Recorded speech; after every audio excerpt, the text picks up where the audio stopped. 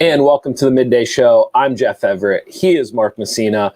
We're going to talk about one of my favorite topics. We're going to talk about last call, what time it should be at. There's some new legislation that may be passed. There's a heat wave in America. I know here in Pennsylvania it doesn't feel like it necessarily, but we wanted to talk about that too. We have an interesting story about whether or not what makes a bad mom and whether or not two moms, which one was in the wrong, and then some ridiculous age stats to kind of have some fun at the end. But of course, the most important question, as always, Mark, how are you feeling today? Well, that's a good question today, and I have a long answer. I'm halfway in. I'm having contact problems. I've been having contact problems, so I'm halfway, and I was like, no, I'm going to go home, throw the glasses on. Then we get here, and I don't know if I didn't realize this until Jeff told me. Jeff likes to live in the dark. He likes very little illumination when he's home. Real quick, do you have your microphone on? Continue. Could I be heard? I think you could be heard, but it's just funny. Go ahead. I was looking at you, and I was like, I don't think he has his microphone. I don't have my mic. Now I do. Can you hear me better now? Yes, go for it. All right, well, whatever. I'm not going to backtrack. But anyway, Jeff comes in, doesn't like to turn lights on, so he decided on Wednesdays it's going to be like cave dweller day. So I'm sitting here. I have my glasses on because I don't have my contacts in. And he looks across the room, and he goes, God, you look a little creepy sitting over there in the dark. So, the reason is because you don't turn any lights on Wednesdays. So I feel a little hurt and a little offended, and that's how I feel today because I've been insulted because of your comfort. I think it's just the way. So I brought in lamps. So it's not I'm making this is our 113th episode, and I forgot to put my microphone on as you gave it to me, and it was sitting right here in front of me, and I didn't put it on. That's how bright I am. It's how flustered I am because I'm insulted. So I brought in two lamps. You have one on your desk. I have one on mine. The difference, though, my lamp, I sit lower than you, and my lamp's above me. No, you don't. Yes, I do. My seat is adjusted. I'm way low. I don't know about that. Anyway, I'm like low rider. My lamp sits above me, so the lighting is somewhat. It's not as eerie, I guess would be the word. You sit above your lamp, so the light shines and creates these movie shadows. That's what it's like. Well, you have nothing behind you on the walls. You have blankness. So I have dark stuff behind me, and I'm pinned over here in the corner where you're in a different corner, whatever. Yeah, I'm with you. So here we go. Interesting conversation. There's legislation possibly being pushed through that would make last call in the state of Pennsylvania 4 a.m. You and I think it's fair to say, I think we vehemently disagree on this.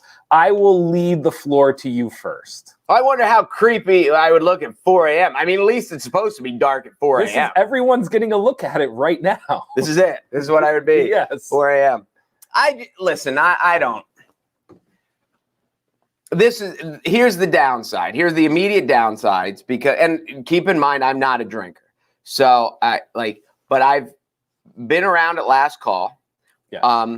The most even if the people were cerebral earlier in life, they're not usually at last call. So now that you've extended it 4 hours, I think you are going to get drunker people who are going to cause more DUIs, more accidents, more death and damage on the way home. Plus, I think people feel like 3:30 is the middle of the night and nobody's awake, as opposed to 1 o'clock where most people are sleeping. It's still so. I think vandalism is going to go up. I think you're going to have and that's just from a societal aspect. From the bar aspects, I think it's going to be much harder to staff. Because you're going to have this whole change of people who I know after their shift is over, if at last call is 2, they're not used to getting out of there till 2:30, 2:45, whatever. Anyway, now if last call is 4, they're not getting out of there till 5. I think it's a big change. I can see in college towns where it would work. I could even see in a place like Williamsport where if there's one bar that stays open that becomes the place to go. But if most bars stay open till 4, I mean, I've been in lots of bars where they're calling last call at 1 on a Saturday night because nobody's there anymore. So staying open till 4 isn't going to do any good. I think some of that will change gradually. I think as we get out of COVID and as we move further and further into the summer, I think you'll start to see places that are fuller midnight, 1 a.m., 2 a.m. before closing time. I think it's fair to say, and because I don't want to take away from any of the points you just made. Like, I think it would be very naive of me to act as if what you said, there aren't truths or tidbits to it that are real. However, what you just described is the absolute worst case scenario. Like you painted a picture as if everybody could not handle their alcohol or would break the law, or like that is the worst case. And all I'm sitting here saying to you is that only makes up a faction of the people that are out and about drinking at midnight, at 1 o'clock. So I just don't think it's as horrific as people are making it out to seem. I agree from, like, you brought up bartenders and bouncers and different people who are in that world, and they have had very little positive to say about it. Like, they have said, like, this will not end well. Nothing good's going to happen from this. And again, I would say, like, that's for the most part, like, if I'm a bartender, I'm a bouncer, I would imagine you typically remember your worst customer way more than you remember the flyby people who you had no issue with, and you collected your tip or you let them in the door, and it was what it was, you know, like. So to me, like, that outlook is you're really focusing on the 1 out of 10, the 1 out of 15, the 1 out of 20 who really, like, ruin the night or really aren't responsible enough to begin with. They weren't responsible at midnight. They're not going to be responsible at 4 a.m. And I guess my flip side of this would be there are a lot of people who are responsible at midnight, who are responsible at 2, that will be responsible at 4 o'clock. Are there? I do. I truly believe that. See, this is one of the things I talked about. And like I said, I'm not a drinker. So when I go to bars, it's to hang out with my friends, but it's usually centered around some sort of sporting event, whether it be, you know, a football game, a basketball game, MMA, whatever the case may be. And you have oftentimes you have people in the bar who at midnight or even dragging past midnight who are not there simply to drink. Once you get to 3 o'clock, 4 o'clock, there's no more games on. There's no more Monday Night Football is long since over. The MMA card is long since over. So now the people that are there are purely there to drink because there's no other reason. So that's kind of what I think there could be like a Euro soccer game or something.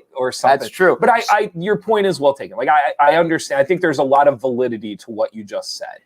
There was a story. The first time, I think it was Delaware. The first time I ever went to a Delaware beach with 2 of my buddies, the first night we went out, we didn't go out until like 10:30. And all of a sudden it was midnight and they were making last call. And we were looking at each other like, what is happening right now?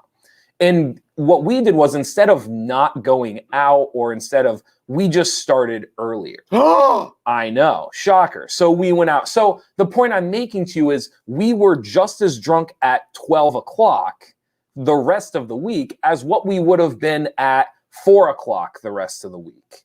So my point that I'm making is I don't think it matters the time you make last call. People are just going to adjust the lifestyle to it. You're going to have a number of people who don't even start until midnight. So they'll be just as drunk at 4 as they would have been at 2 or would have been at midnight in Delaware. I just don't think it's as negative of an outlook as we're making it out. I don't necessarily disagree with that. Now, I will also say this. I'm sure there are places like corner bars, neighborhood bars, that are near like factories or places that have multiple shifts. Yeah. And for second shift people, I could see if you are a local corner bar and you're next to a place or multiple places, because we got the Reach Road area where there's multiple industrial, where there's a second shift and people are getting off work at 11. By the time they punch out, by the time they show up at the bar at 11:30, I could see why it would be a good business for them. Because yes, for those people, you call last call at 12:30, 1 o'clock, and they've just got there. So I'm not saying in every case to think that every bar is going to stay open until 4 o'clock and it's going to be good is crazy. We talked about yesterday. We're not going to talk about places that we're not going to name names, but we mentioned, like, if this one bar stayed open till 4 on Friday and Saturday, and this was the one bar that stayed open, it could do really well. I don't disagree. And places like State College, of course. Oh, yeah. Of course. And this is the other part of it. And we had just heard they had asked somebody, and I hadn't thought this way, there are places in the state where it is safer to be at the bar than it is to be at a house party or to be, walking around somewhere. So they brought up the idea, like, yes, like it may be more of a hassle for the actual bar, and yes, people may be more drunk. But like in Philadelphia and different places, they brought up the idea, like you could have less shootings, like you could have less incidences at house parties and things like that. So I don't know. I just don't. I would say to people, the legislation allows bars to make the choice. It doesn't say a bar has to stay open until 4 a.m. I don't think the downsides are necessarily outweighing. I don't even want to call them the positives. I think it just gives people the freedom to, like, if they want to start at midnight and go till 4, if they want to stay out till 4, if a bar wants to stay open till 4, I think it's just giving them the choice or the option. If you're a bar owner and you have a staff that says, like, no way, this is awful, it's going to be a hassle, it's not going to benefit us, then don't do it. But I do think there are opportunities out there for different establishments. Like, they could make an extra buck and it might actually save their business. It might actually be good for their business. Like you said, if you're a corner bar and people are getting off work late or different scenarios, there are opportunities there for people to, like, take advantage of it if they want it. The point you talked about was fascinating with that it might be safer, because I do, and I never thought of that till you mentioned it. If you do get, that age group that's still very wound up at 1:30 and they're not going home and going to bed, so they're going somewhere and they're continuing the party, would it be safer to continue the party? That's a very valid point. I hadn't thought of that. Another thing while you were talking is I could certainly see if you're, Joe's Bar and you did it once a month or you did it once a quarter. Yeah. And you're like, it's our 4 a.m. blowout. We're going to have a DJ. We're going to have a, whatever. And you make it an event. I could certainly see how those would work too. Yeah, it's not totally terrible. And of course, in like New York City, it's always been 4 o'clock, hasn't it? That I don't know. I think in New York, it's always been 4. Like 2 o'clock is not a national rule. Like Vegas, is there a time? No. So like, it's a Pennsylvania rule. And I think there's other states that have 2 o'clock, as you said, Delaware and stuff like that. But so it wouldn't be like we haven't gone off the grid here, but it will be interesting. It'll certainly be interesting to see how it turns out. But as you taught, like just in that little discussion, you brought up points that I'd never even thought about. And we've already had this discussion once. So it'll be interesting. I just don't think you're forcing anybody to do it. And for that reason, I don't think it's awful. Like, I agree. And especially if you're a bar owner and your staff comes to you and says, like, hey, like this, if you're bouncer and your bartenders and they come up and they're like, hey, like this, we already struggle at 2 o'clock. This isn't a great idea. The bar owner can say, okay, then we're not going to do it. So I don't know. I don't see, it's not that I don't understand that there could be fallout. I just don't think it's like, I don't think it outweighs the possibilities. And it would establish, like when I was in Williamsport, I don't mean to date myself here, but the old people listening will remember this. There was just a pattern. Back in the day, you would start at the old corner, at the pub or something like that. And once it got to like midnight, you ended up at Shadows. And that's where everyone went to dance club. And nobody went to Shadows before midnight. You look like you're at Shadows right now. I am. I'm at Shadows. So you wait till I get my group, wait till I get a little jiggy with it. But that was the and like kind of everybody knew it. And so you will have, and I remember when I lived in Baltimore, there was an after hours club in Baltimore also at 2 a.m. There was an after hours club that was bring your own, but it was the one, it might have been, it was the only one I knew of. It was the one place to go and nobody went there till 2 because they didn't have a liquor license. It was bring your own. But after 2, and I was there by like 2:30, it would start to fill up because people came from far and wide. By 3:30, it was packed. Yeah. So if you have that one that like, hey, at 2 o'clock, we're hitting this place, and that's just kind of where everyone goes. Yeah, I could see it. Yeah, that's a good one. Do you want to let's spin the wheel and then we'll here. You want to talk about the heat wave in California? It's hot. Yeah, no, it's hot. It's really hot. It's like record-setting hot. It's record-setting hot. 124 degrees in Death Valley yesterday. They believe it will hit 128 degrees today. You know, that is a U.S. record. It is not like the world record. But if during heat waves, if Death Valley is going to get into the 120s consistently when they have heat waves, it is going to be the hottest place on earth.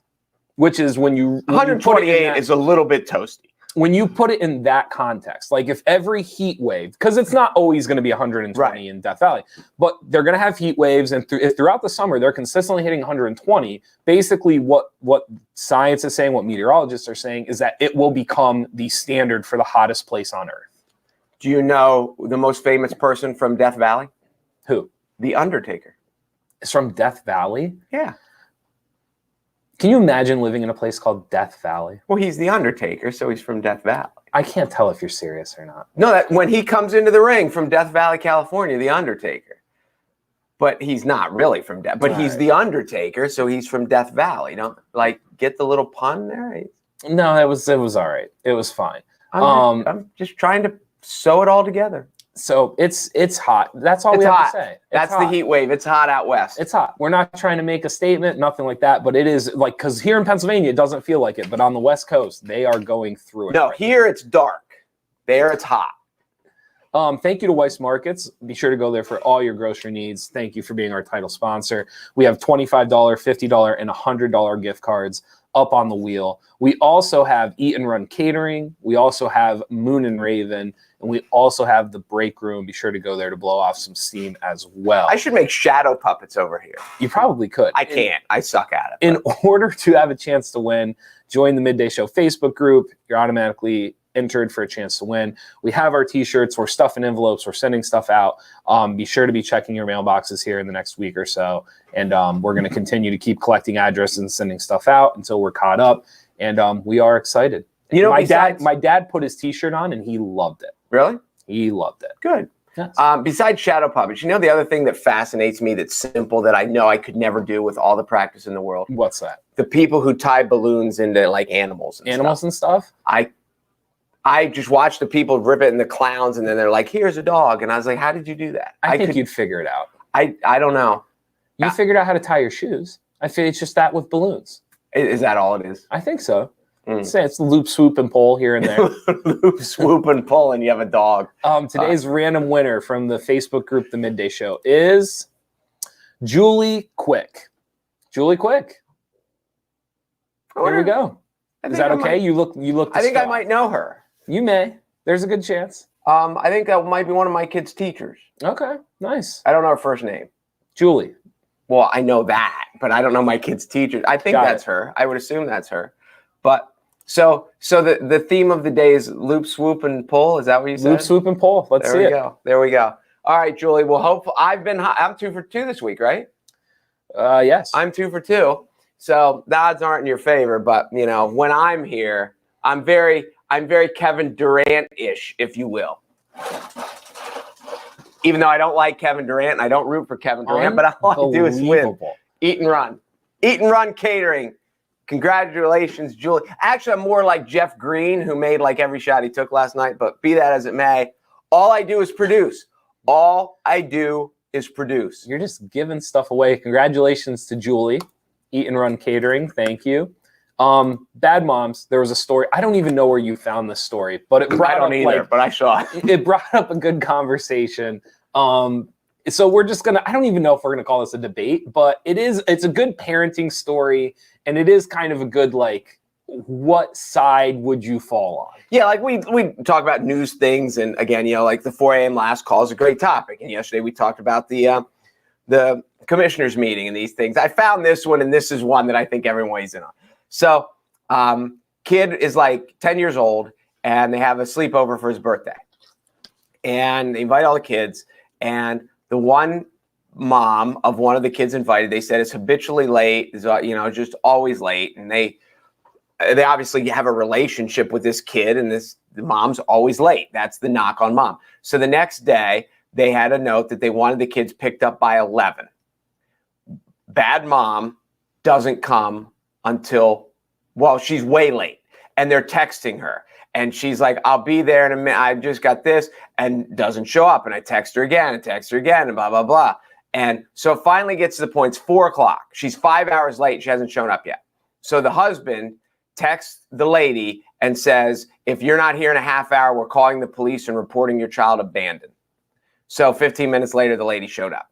So the next year, when birthday party comes around, mom tells you can invite all these other kids. You're not inviting that kid because I'm not dealing with mom not showing up, and because we got stuff to do the next day. So the lady texted the bad mom, texted the party mom and said, why didn't my kid get invited? And she told her. She's like, because last year we had to chase you around and I got other things to do. I don't got time to do it. So bad mom blocked party mom on social media and on her phone and all that stuff. So the party throwing mom went to social media and said, am I the jerk here?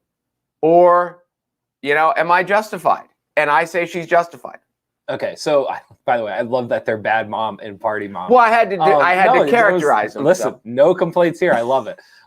So full disclosure, before I give kind of like a devil's advocate here, I'm not a parent, and even more shocking, I'm also not a mom. So before I speak on this topic, I'm not a parent or a mom. However, I think obviously bad mom probably is bad mom. Here's the only thing that I would say about party mom. And party mom has every right to do what she wants to do. She's party mom. There is an idea here where it's once a year, it's a birthday party. If you couldn't get over it after 365 days, and you can't, for your kid, just have the kid over again because of one incident from before, there is a side of that where the decision is not being made from the perspective of your kid or just any kid in general, what's best for them, because it's not the kid's fault. Like, it's not the kid's fault mom didn't pick them up. It's not. So the only knock on party mom, and it's not like I'm taking bad mom's side, but the knock on party mom would be like, once a year, it's your kid's birthday. Maybe you could handle it or deal with it or figure it out one day out of 365 days. Well, and I'm making an assumption here. And part of it is they said that the son of bad mom is a good kid. They have no issues with the kid. It's just my assumption is that, this is happening on a weekend. It's either happening on Friday night or Saturday night, I would assume, unless it's the summer, but I doubt it. And that party mom probably has other kids. They have activities that they got to do. And I don't think it's just the fact that they're sitting around the house and somebody else's kid is there sitting around the house with them. I think it's like, we've got stuff to do in our lives, and I can't not make it to my kid's game or my other kid's this, or I have to go this, or I have to go this because I'm babysitting this kid because mom won't come pick him up. That's my assumption. Whether I'm right or not, I don't know. Yeah. The only other, if you want to play devil's advocate with party mom, because again, obviously bad mom is in the wrong. Party mom, what is is it 1 hour? Is it 2 hours? There is a little bit of ridiculousness in 4 to 5 hours calling the police and saying that this child has been abandoned. I could make the there argument. Had to be a history. I could make the argument party moms being a little bit over the top. Well, if this is a first time, yes. But if it's always and that's what they said, that she's habitual, and people who are late are often habitually late. So there you go. One of the other thoughts, and again, depending on where you're at, I'm thinking, I'm a kid from Montoursville. So my thing would be, I'll just drive your kid home. How far can it be? Now, but when I lived in Baltimore, especially, you get to you're in a city, you're in a private school in the city. If one kid lives on one side, if one kid lives on the other side, you have kids that go to school that are literally an hour apart by car. So, those circumstances obviously matter too. If it's the fact of party mom putting the kid in the car and driving him home 10 minutes each way, then yes, party mom probably should have said for the sake of the kid. But she's also, maybe this is that bucket of cold water that bad mom says, hey, maybe I am a little bit here out of line. Especially if she can go on social media and everyone's saying, no, I wouldn't put up with that crap either. I would ban that kid from my party and I would tell that woman. So I don't think you would, though. If you're a party dad, I would drive the kid home, but that's not the point. Exactly, right. This is what I'm saying. I think for most people, bad mom and party mom are like this. And all I'm saying is it's probably more like this. That's all. That's all. No, I get it, but it is 5 hours to call the police. But and say especially that the child but when is they're abandoned. texting and she's like, I'll be right there. And then yeah. it's an hour and it's I'll be right there. So like you're on a date. The girl's supposed to show up and you're like, where are you? And Yes, she's like, but I'm an hour late. She's like, I'm right there. I'm right there. Don't tell me after 5 hours, you're just like still waiting with arms wide open. Do I like her? I don't know. Not anymore. I wouldn't call the police and say she's a missing person. No, you would call police and say she might be missing because I might throw her off a bridge.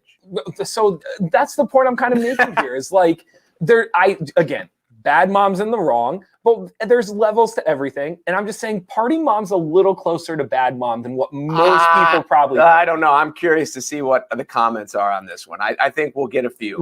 One day in 365 days, you can put up with it. One day in 365 days. It just depends what you got going on the next day. It just depends what you've got Nobody's going on. Life is that important. Like nobody's you've got lifestyle scheduled is stuff. that important. I get it, but nobody's lifestyle is so important that you need to call the police to claim an abandoned child. So here we are. So it is. So you're having a sleepover, okay, and your wife has to work the next day, but you're off. Then why are you having a sleepover? Hold on, because maybe she has to go in at whatever, because it's a weekend and maybe your wife's job, whatever. But you're like, hey, here's the deal. I'm good. But we have basketball practice at noon. Yeah. So Junior, we'll gladly have your friends. We'll gladly have your sleepover. But the parents have to come by 11 to get you guys to get their friends because we're going to basketball practice at noon. Yeah. And then all of a sudden, Junior's not. Now, what you would do and what I would do is be like, hey, dude, text your mom, tell her to pick you up at the gym. You're going to practice with us. Yes. But there are other aspects of life that it's just not that simple. The point that I'm making, and I think you would agree with me if we weren't playing devil's advocate with each other, is that calling the police would be number 200, yes. 250. Yes. Like, where on my list of solutions is calling the police and saying that I have an abandoned child? I will say I'm 49 years old and I've yet to call the police. There you go. So it has never been a solution to anything. So yet. all I'm saying, that was from the husband. That wasn't like we label women over dramatic. That was not party mom calling the police. That was party dad calling the police. Yeah. So, no. Threaten. He didn't call. He threatened to call the police. Yeah, that's all. That's all I'm saying. Funny. It's a lot closer than what people think it is. Yeah, that's all. But I don't know. We'll wait. Okay, we'll leave it at that. Ridiculous age stats. These things blew your mind. Go ahead. See if you can blow everybody else's mind. They did blow my. Like people, we think of things that are so old and so ancient, and sometimes we forget unless we travel. If you ever traveled to, like I traveled to England once, and you realize how young our country is. John Tyler, who Jeff didn't know who he was because his Blossburg, Lockhaven education. He has to be the least popular president in the history of John Tyler was our 10th president of the United States. He was born in 1790, which was during George Washington's first term. He was born in the 1700s during George Washington's first term. I repeated that for emphasis. John Tyler has a grandson who's still alive. 1790 to 2021, he has a grandson that is still alive. Or he was alive in May. That was the last article I saw about it. Okay. So John Tyler, he has the record. There's trivia questions about John Tyler that I will just throw out. He is the record for fathering the most kids of any U.S. president, at least that he claims. And he was in his 70s when he fathered one of these kids. And then, so that would push him into the 18 whatevers. 60s. And then, 1860s. And then that guy was in his 70s. 1930s. When he fathered this guy. And now this guy's like 90 years old. But it's still like my grandfather, your grandfather, I did have a grandfather that was born in 1900, or my grandmother was born in 1908. So I had one that was born right around 1900 because he was a little older than her. But 1790, it just seems on, and he was president. His grandfather was president crazy, before Lincoln. So I used the example that in the time that they have 3 generations, most families have 8 to 12. Yes, you would. Yes, 8 to 12 generations. There are people right now that if their great whatever was born in 1790, they are now 10 to 12 generations deep. So here's another John Tyler trivia question I'll throw out to you that you can win. That we can. This is so hard. Like you would never get this with John Mackey. But first of all, he does have the record for most kids from any U.S. president. And second of all, he is the only U.S. president to be buried under the flag of another country. Okay. He was buried under a Confederate flag because he died he died, I think, during the Civil War or I don't know, but he was a big proponent of the South. Okay. And so he was buried under a Confederate flag. So it's a little bit of a tricky trivia question because it's kind of like part of America. Sure. But he's not buried under the Stars and Stripes. Never heard of him. What's his name again? John Tyler. John Tyler. Did you have a history class? I had a phenomenal history. Have you ever heard of Franklin Pierce? Yes. Okay. That's why I'm saying John Tyler has to be the Can you name both of the Harrison presidents? No. Ford? No. Benjamin and William Henry. Oh, I did. Well, William Henry, yes. Benjamin I knew as well. Oh, well, it's easy to say that after I tell you. Well, no, that makes All right, sense. so here's the other old age stat. As I was I don't know how I got on this, but there was related articles, so I read another one. They had an interview with a dude who I think he lives in LA, but don't quote me on that, but that doesn't really even matter to the story. He is like an 88-year-old black guy whose father was a slave. So his father was born into slavery, and he was born like 8. I think they said his dad was 4 or 5 when the Emancipation Proclamation came out. So say the dude's born in 1860. So he was in his 70s, which would have put him in 1930, 30-ish, when he fathered this guy, and this guy is now 88 years old and still living. But it's just an aspect of like my dad was born, I think, well, my dad was born in State College, but he grew up right over here on Louisa Street, and your dad was born, and we can kind of trace this. And there's a dude, like we could sit down and talk with him, who's like, yeah, when my dad was born, he was a slave. And he's not in the article it said he's not the only one. There are other known. Sure. But this article is just about him, and he was. So anyway, I thought those were fascinating, the things that it just seems so impossibly long ago. Then again, it's not. It also shows like the recency of America's history, because there's a lot of countries, like I said to you earlier, there's just a lot of countries where their history can be traced back so much further that you can't touch these things that are considered like keystone moments of that nation's growth or development.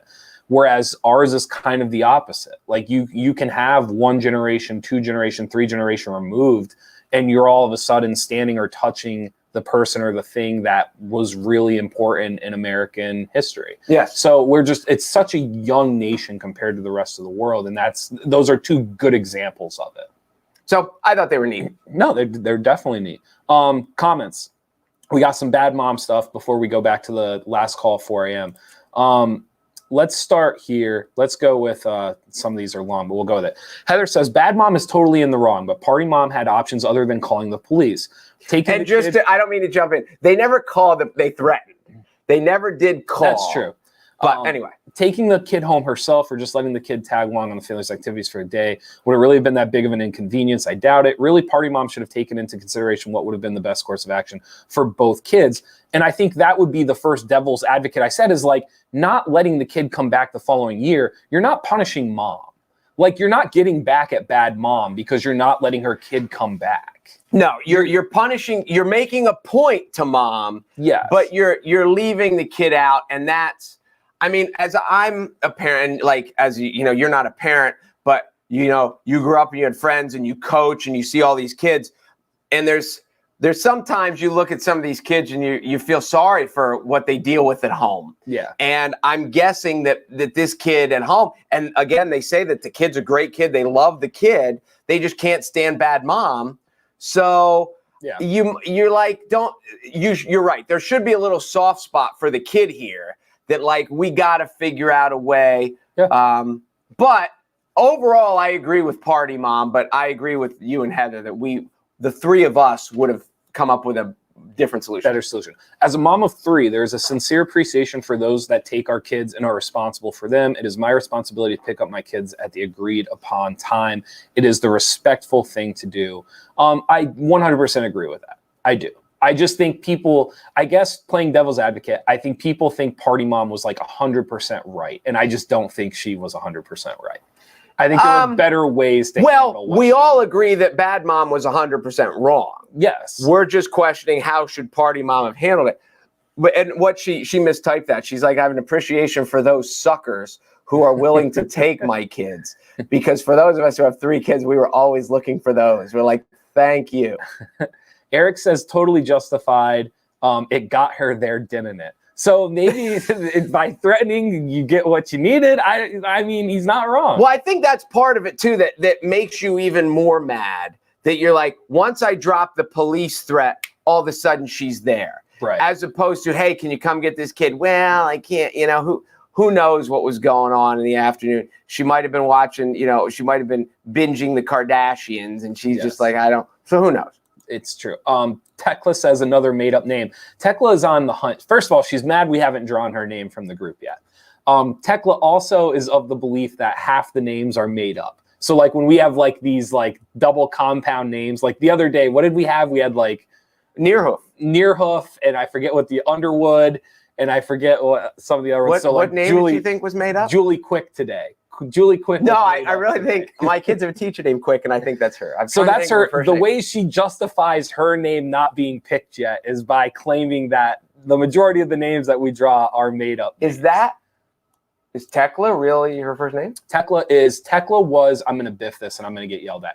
Tekla was my great grandmother's name. And then my aunt named her daughter Tekla. So my cousin is Tekla. Oh, so your cousin's yelling at you. Correct. So I'm guessing here that you said your grandmother, or was it somebody's grandmother? Yes. I'm guessing that person was not born in the States. Is that a European first name? That I don't know. That I do not. Or even if she was born here, it sounds like a European first name. I want to sound smart and go into this whole origin history of the name, and I would be doing a disservice. We try to sound smart here every day. Sometimes it works better than others. Lying if I tried to tell you where it was from or what it meant. Let's do this. Jeremy says this will allow people to drink longer. It will do nothing to get us more customers. There are already laws in place making it illegal to serve visibly intoxicated patrons. He's got a point. He does have a point. I don't disagree with the point. I think the biggest difference would just be like this. I guess this is the part I would make. There's an easy way to assume that everybody in a bar at 2 a.m. is drunk.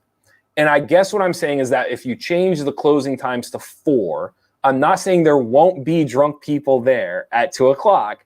I'm just saying it's not a real assumption to assume everybody there is drunk or visibly intoxicated. There are going to be, if you move the time to 4 o'clock, there will be people in a bar at 2 o'clock who are not visibly intoxicated. Okay, but like on a percentage basis. Listen, there's no doubt the way our society's built that the longer into the night you go, the more drunk people are going to necessarily get, if that's their goal or their ambition, or if they're just kind of going down that path. I'm just saying, if you change the time, it's amazing how if you shift the time, all of a sudden 2 o'clock feels like midnight and people act accordingly. That's all I'm saying. I mean, he brings up a good point that I hadn't thought of, so we take it one step further. Now you're causing, I wonder what percentage, like I wonder how many times a night or a week or a month or whatever, a bartender has to tell someone I can't serve you. And I'm guessing, I've never been a bartender, I've never been a bouncer. I'm guessing it's not a pleasant conversation when they say to the person, when the person tries to order a drink and they're like, I can't serve you again. So how much more often does that happen, that we get hostile environments between drunk patrons, bouncers, and bartenders? That's an interesting point. It is a really interesting point. It's funny because I don't think either of us are wrong. I think the question is like, does the shift in time shift how people act? Meaning, like, again, I think the majority of people would just act accordingly. 2 o'clock is now midnight. Midnight is now 10. Like, you're going to have people that just shift their lifestyle off of the time. I don't totally disagree with that, but I know Jeremy. Jeremy's bounced for a long time at a lot of different places. And there are people who would handle it well. No one's debating that. The question is how many people don't handle it well, and is it worth? And they're ruining it for the people who do handle it well. That's what I would say. That's like all of us who could safely drive 95.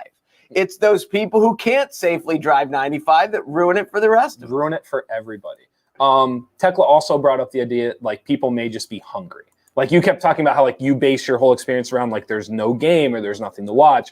Her whole point is just kind of like, there are people who like eat later. Like, there are people. 3? There's people. Do you know how many people, when the bar closes at 2, the first thing they do is look up sheets on their phone or call Domino's or do whatever. But part of it is because they don't want to go home yet.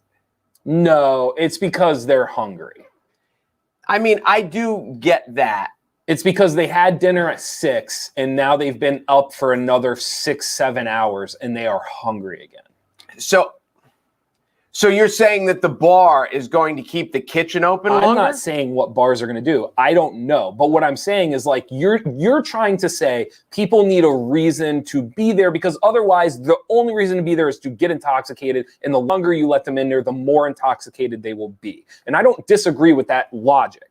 But what we're saying is, like, there will be reasons for people to be out at 1, 2, 3 o'clock. And just one of them could simply be, like, if you're looking for other avenues, revenues, like, it could be hunger. I mean, like, a lot of places are going to be hungry. A lot of places that are bars, the kitchen closes at 11 anyway, or the maybe kitchen it closes now at 10 at 1. Maybe it closes at 1 instead. Maybe, but still, that doesn't affect 3. It does though, because if they're less hungry at 3, they're going to be less drunk. Like, their stomachs are going to be as empty if the kitchen is open until midnight or 1.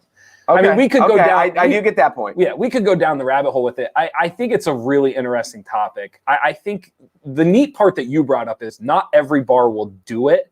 And so how many bars is this actually affecting? Right. Last one. As a bartender, I can tell you nothing good happens after midnight. That's a made-up name. That's a made-up name? See, I would agree. I mean, I was going to make the comment, if you haven't picked somebody up by 1 o'clock, you ain't doing it at 3. And if you do pick someone up at 3, it's probably not a good idea. Like, you might regret that one a little bit in the morning. So I think that kind of comes into play too. Yeah, I don't know. I mean, maybe it's just because I'm younger. I'm not really sure, but I don't see the negatives outweighing the positives. I do. Really? It's just, I'm just older and wiser, Jeff. Someday we'll sit around and you will say, you know what, Mark, you were right. Thank you for watching the Midday Show. I get nothing? You just let that one go. I was going to let you live in the glory of it and just. I was really proud of that one too. I appreciate that. Now that I take it back. Now, tomorrow I get to live in the glory of light, because apparently this gloom is only Wednesdays. Thank you guys for watching the Midday Show. Thank you to Weis Markets for being our title sponsor. And thank you to NorthcentralPa.com. Be sure to go there for all your local news. I'm Jeff Everett. He's Mark Messina, and we will be back tomorrow. We'll see you.